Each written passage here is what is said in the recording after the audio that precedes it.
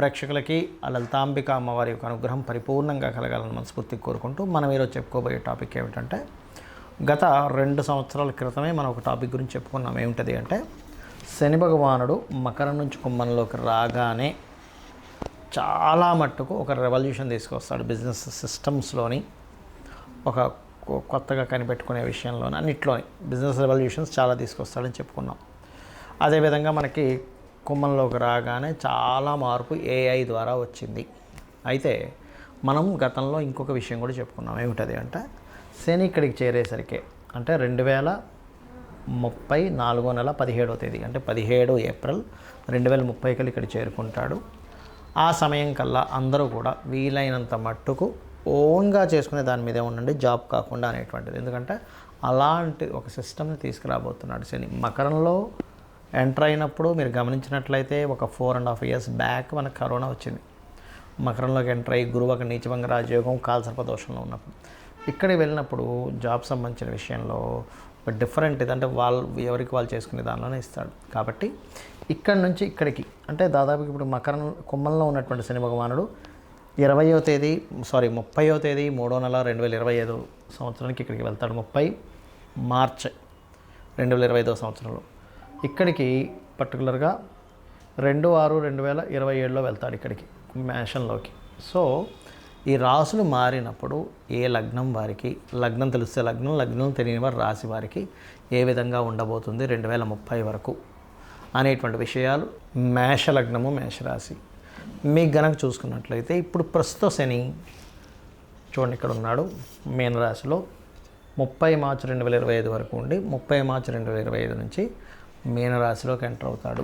ఎప్పుడైతే మీనరాశిలోకి ఎంటర్ అవుతాడో ఈయన మే 2025 మే ఎండింగ్ వరకు రాహు ఇక్కడ ఉంటాడు. వీళ్ళిద్దరూ కలిసి ఉంటారు ఇక్కడ. ఎప్పుడైతే అక్కడ రెండు అంటే శని రాహువులు కలిసి ఉంటారో మేషం వారికి ఇక్కడ ఉన్నంతసేపు కొంచెం అంటే కుజుడు యొక్క దృష్టి వల్ల ప్రజెంట్ ఉన్న కుజుడు యొక్క దృష్టి వల్ల కొంచెం లాభాల మీద స్ట్రెస్ ఉంటుంది, లాభాలు ఇస్తాడు. కానీ ఇక 12th హౌస్లోకి వెళ్ళినప్పుడు ఏలినాడు శని ప్రారంభం అవుతుంది. ఆ టైంలో పర్టికులర్గా మీరు జాగ్రత్త తీసుకోవాల్సింది ఏమిటి అంటే ఈ 2.5 సంవత్సరాలు ఇక్కడ 2025 మార్చి నుంచి 2027 జూన్ వరకు కూడా ఇన్వెస్ట్మెంట్స్ విషయంలో చాలా జాగ్రత్తగా ఉండండి, గుర్తుపెట్టుకోండి. మరి ఏలినాడు శని స్టార్ట్ అయినప్పుడు అలా అయితే మరి రాశిలోకి వచ్చినప్పుడు ఏమిటి మేషంలోకి, ఎందుకంటే జన్మ శని అంటారు. ఆ టైం కల్లా మీరు ఏం చేయండి అంటే మీరు జాబ్ చేస్తేనే గడవాలనేది కాకుండా అంటే ఎందుకంటే వర్క్ స్ట్రెస్ ఎక్కువగా ఉంటుంటుంది. ఎందుకంటే దశమాధిపతి రాశిలో సంచరిస్తున్నాడు మీకు అంటే లగ్నంలో సంచరిస్తుంటాడు. కాబట్టి ఓవర్ స్ట్రెస్ ఎక్కువగా ఉంటుంది వర్క్ పరంగా. ఆ టైం కల్లా మీరు ఏం చేయాలని ఎంత ప్రిపేర్ అయి ఉండాలంటే నేను ఎంత ఓవర్ స్ట్రెస్ ఉన్నా కూడా నేను చాలా హ్యాపీగా తీసుకోగలను అనేటువంటి దాంట్లో మీరు ఉండాలి. ఇది ముఖ్యంగా గుర్తుపెట్టుకోండి. అయితే ఎప్పుడు కూడా ఒక్కొక్క రాశుల్లో ఒక్కొక్క శని సంచరించేటప్పుడు మీరు చేసేటువంటి పరిహారం మీద దాని ప్రభావం పడుతుంది. ఇప్పుడు ఉదాహరణకి ఇక్కడ మనం చెప్పుకున్నాం ఈ శని ఇక్కడ ఉంటున్నాడండి అని. ఇక్కడ మనం ఇది ఒకటే కాకుండా మేజర్ ప్లానెట్స్ని ఇంకో 2 ప్లానెట్స్ని ఇంకో 3 ప్లానెట్స్ పర్టికులర్గా చూసుకోవాలి. ఎందుకంటే శని ఇక్కడ నుంచి మీకు మేషంలోకి వచ్చే లోపల ఈ గురువు ఇలాగ వృషభము, మిథునము, కర్కాటకము, సింహము, కన్యలోకి ఎంటర్ అవుతాడు. అలాగ తిరుగుతూ సంవత్సరం. ఈ కేతువు ఇక్కడ నుంచి మిథునంలోకి ఎంటర్ అవుతాడు. ఈ రాహు ఇక్కడ నుంచి మీనంలోకి వెళ్ళిపోతాడు, ధనస్సులోకి వెళ్ళిపోతాడు. మీనంలో ఉన్న రాహు అంటే ఏమిటి, ఇక్కడ ఫస్ట్ మీకు మీనంలోకి ఎంటర్ అవ్వగానే నెక్స్ట్ ఇయర్ 3వ నెల ఎండింగ్ నుంచి ఇన్వెస్ట్మెంట్స్ విదేశాలకు వెళ్ళి యోగం ఇస్తాడు. అక్కడ ఇన్వెస్ట్మెంట్స్ విషయంలో చాలా జాగ్రత్తగా ఉండాలని చెప్పి పర్టికులర్గా ఇక్కడ ఏంటంటే మీరు జాబ్ కోసం ఎవరికైనా మనీ ఇచ్చేటువంటి విషయాలలో, ఎందుకంటే 10th లార్డ్ 12th హౌస్లో ఉన్నాడు, అక్కడ ఖర్చు పెట్టేటువంటి అంశాల్లో ఆ 2.5 సంవత్సరాలు చాలా జాగ్రత్తగా ఉండండి. రాశిలో సంచరించేటప్పుడు ఇందాక నేను చెప్పినట్టుగా ఆ యొక్క విషయాలు జాగ్రత్తగా ఉంటే సరిపోతుంది. ఇది వర్క్ సంబంధించిన విషయాలు ఎంత స్ట్రెస్ వస్తున్నా సరే ఇదంతా తాత్కాలికమనే భావంతో ఉండాలి. రైట్. అయితే ఇక్కడ ఈ కేతు ఇక్కడ నుంచి ఇక్కడికి మారుతాడు. కాబట్టి శని ఇక్కడ ఉన్నప్పుడు ఈ కేతుని చూసేటప్పుడు కాస్త అగ్రిమెంట్స్ కాంట్రాక్ట్స్ చేసేటప్పుడు జన్మశని సంచరించేటప్పుడు జాగ్రత్తగా ఉండండి. ఇది ముఖ్యంగా మీరు గుర్తుపెట్టుకోవాల్సిన అంశం. కాకపోతే ఈ రాహు ఇక్కడ కేతు ఎప్పుడైతే సంచరిస్తుంటాడో ఈ రాహు ఇక్కడ ఉండి శని యొక్క కోణాల్లో ఉంటాడు. ఆ టైంలో మీరు పర్టికులర్గా పితృదేవత ఆరాధన ఎప్పుడు కూడా మనం ఒక గ్రహస్థితి ఒక రకంగా ఉన్నప్పుడు మనం కేవలం ఏదో నిత్య దేవతారాధన కాకుండా శాస్త్రాల్లో మనకు చెప్పింది ఏమిటంటే ఒకే లలిత అమ్మవారు 2 రకాలుగాను అంటే స్వాహ స్వద అంటే ఈ దేవతలకి పితృదేవతలకి కూడా ఆవిడ శక్తే ఉంటుంది అక్కడ. కాబట్టి పితృదేవత ఆరాధన జన్మశని సంచరించేటప్పుడు జాగ్రత్తగా ఉండాలి. అయితే ఇక్కడ బాడీ పెయిన్స్ ఉండడం కానీ బద్ధకం కానీ ఎక్కువ పెరుగుతూ ఉంటాయి దశమంలో, అంటే రాశిలో శని సంచారం జరిగేటప్పుడు. ఆ టైంలో మీరు గోవులకి బెల్లము, క్యారెట్స్, అదేవిధంగా పేదవాళ్ళకి ఏదైనా పంచిపెట్టడం ఇట్లాంటివి ఎక్కువగా చేస్తూ ఉండాలి. అలా కనుక చేసినట్లయితే అన్ని విధాలా మీకు బాగుంటుంది.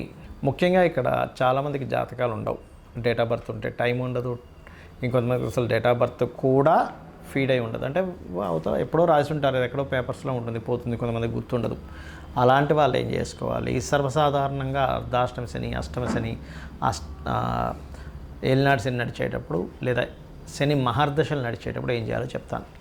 డేట్ ఆఫ్ బర్త్ లేదనుకోండి, మీరు ఎలా గుర్తించాలి అంటే మీకు పనులన్నీ స్లో అవుతున్నాయి, నిందలు ఎక్కువగా పడుతున్నారు, శారీరక శ్రమ ఎక్కువగా ఉంది, కానీ వచ్చేటువంటి లాభం మీరు పడుతున్న శ్రమకి 10% మాత్రమే వస్తుంది అంటే మీకు మహాదశల్లో కానీ ఏలినాటి శని రూపంలో కానీ అర్ధాష్టమ శని రూపంలో కానీ అష్టమ శని రూపంలో కానీ కొన్ని జరుగుతున్నాయని అర్థం.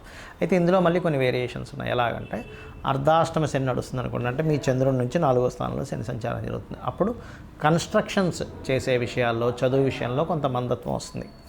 అష్టమ శని జరిగేటప్పుడు అన్నీ లేట్ అవుతూ ఉంటాయి, కొంచెం యాక్సిడెంట్ ప్రోన్స్ ఎక్కువ అవుతూ ఉంటాయి. అదే ఏలినాటి శని నడిచేటప్పుడు 12వ స్థానంలో శని సంచారం చేసేటప్పుడు ఇన్వెస్ట్మెంట్స్, రాశిలో శని సంచారం చేసేటప్పుడు బద్ధకము, 2వ స్థానంలో శని సంచారం చేసేటప్పుడు ధన సంబంధించిన విషయాల మీద ప్రభావం చూపిస్తూ ఉంటాడు.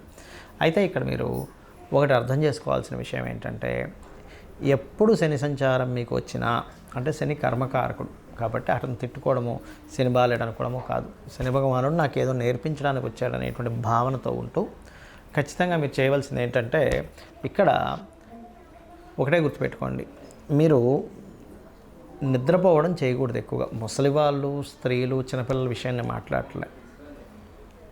అనారోగ్యంతో ఉన్నవాళ్ళు లేదా బాగా ఏజ్డ్ పర్సన్స్, స్త్రీలకి, చిన్నపిల్లలకి ఇది ఎగ్జంప్షన్. మీరు యువకులు ఉండే ఆరోగ్యం అంతా బాగున్న వాళ్ళు మధ్యాహ్నం కనుక నిద్రపోయారా, శని యొక్క ప్రభావం నెగటివ్గా ఎక్కువ ఎఫెక్ట్ పడుతుంది మీ మీద. రెండవది వాకింగు, జాగింగు, ఎక్సర్సైజు, శారీరక శ్రమ సంబంధించినవి ఎక్కువగా చేయాలి. అప్పుడు దాని ప్రభావం మీ మీద పడదు.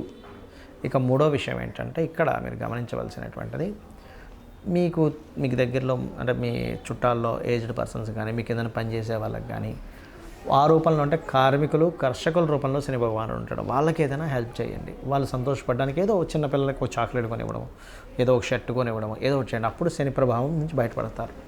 అయితే ఇలా ఉన్నప్పుడు గోచార పరంగా మనకేంటంటే, శని భగవానుడు ఇక్కడ ఉన్నప్పుడు రెవల్యూషన్ తీసుకొస్తాడని చెప్పాను, కానీ ఇక్కడికి వచ్చేసరికి ఏంటంటే ఎవరికి వారు దేశంలో, ఇప్పుడు చైనా లాంటి దేశాల్లో చూడండి, ఎవరికి వారు ఇంట్లోనే ఒక చిన్న కర్మాగారంలా ఉంటూ ఉంటుంది. అలా ఎవరికి వారు ఓన్గా జాబ్ పరంగా సెటిల్ అయిపోవాలి. ఎందుకంటే ఎక్కడో నేను జాబ్ చేస్తాను, వాళ్ళు నన్ను చూసుకుంటాను అనుకుంటే తప్పు. శని ఇక్కడ జరిగేటప్పుడు గుర్తుపెట్టుకోండి, మేషంలో, బికాజ్ ఆఫ్ ఆ టైం అనేటువంటిది అప్పటికల్లా ఓన్గా చేసుకునేది ఇదే మీకు యోగాన్ని ఇస్తుంది. ఇది బాగా బాగా బాగా గుర్తుపెట్టుకోండి. అప్పటికల్లా సిచ్యువేషన్స్ చాలా మారుతాయి, టెక్నాలజీస్ ఇంకా మారుతాయి. ఎంత టెక్నాలజీస్ వస్తున్నా మనిషి యొక్క అవసరం పడుతూ ఉంటుంది. కానీ ఈ విషయంలో కాస్త జాగ్రత్తగా ఉండండి. నువ్వులు ముఖ్యంగా దానంగా ఇవ్వడం, అందులో ముఖ్యంగా తెల్ల నువ్వులు, నీలం వస్త్రము దానంగా ఇవ్వడం, గోవులకి బెల్లము, గ్రాసము లాంటివి తినిపించడం, వీలైనంత మట్టుకు సుబ్రహ్మణ్యేశ్వర స్వామి, ఆంజనేయ స్వామి లేదా లక్ష్మీ నరసింహస్వామి ఆరాధన లేనట్లయితే కొన్ని శక్తిపీఠాలకు వెళ్ళి రావడము, ఇవి ఎక్కువగా చేస్తూ ఉండండి. ఇవి ఎంత చేస్తూ ఉంటే మీకు ఈ శని భగవానుడి యొక్క అనుగ్రహం అంతా కలుగుతూ ఉంటుంది. అంతేగాని మనం ప్రతిసారి నా టైం బాగాలేదు ఇట్లా అనుకోవడం కాకుండా ఇట్లా చేసుకోవడం అన్నీ ఖచ్చితంగా బాగుంటుంది. ముఖ్యంగా ఈ శని ఇక్కడ సంచరించేటప్పుడు కొన్ని రోగ సంబంధించినవి కూడా వస్తాయి దేశంలో, కొంచెం జాగ్రత్తగా ఉండాలి. అంటే దీర్ఘ రోగాలు అంటుంటారు చూసారు, ఒక పట్టాన పోకుండా ఉండేది. ఎందుకంటే సాటర్న్ ఈజ్ ది కర్మకారక ప్లానెట్. కొంచెం ఎప్పుడైనా శని కనుక ఒక్కోసారి చూడండి, అతను హెల్త్ ఇష్యూ కాంబినేషన్లో వచ్చాడు, హెల్త్ ఇష్యూస్ ఎక్కువ ఇస్తూ ఉంటాడు. కాబట్టి వీటి మీద దాని ప్రభావం అనేటువంటిది ఉంటూ ఉంటుంది. ఇక మీరు చండీ పారాయణం చేసుకోవడము, లలితా సహస్రనామాల్లో ఓం అనాకలిత సాదృశ్య చుబుకశ్రీ విరాజితాయే నమః. అయితే ఇందాక మనం మాట చెప్పుకున్నాం ఏంటి, ఇక్కడ శని సంచారం జరిగేటప్పుడు 10th లార్డ్ కదా నీచ పొందుతున్నాడు కాబట్టి, న్యాచురల్ 10th లార్డ్ కదా నీచ పొందుతున్నాడు కాబట్టి ఇది కర్మ మీద, ప్రొఫెషన్స్ మీద చూపిస్తుందని చెప్పుకున్నాం. అలాంటి వారు వాళ్ళ పర్సనల్ చార్ట్లో కూడా ఒకవేళ కర్మకారకుడు పాడయ్యాడు, 10th హౌస్ పాడైంది అనుకునేటువంటి వారు చక్కగా మీరు ఏం చేయండి అంటే లలితా సహస్రనామాల్లో ఫస్ట్ లైన్ ఉంటుంది, ఓం శ్రీమాత శ్రీ మహారాజ్ని శ్రీమత్ సింహాసనేశ్వరి నమః, లేదా ఓం మాణిక్య మకుటాకార జానుద్వయ విరాజితాయై నమః అని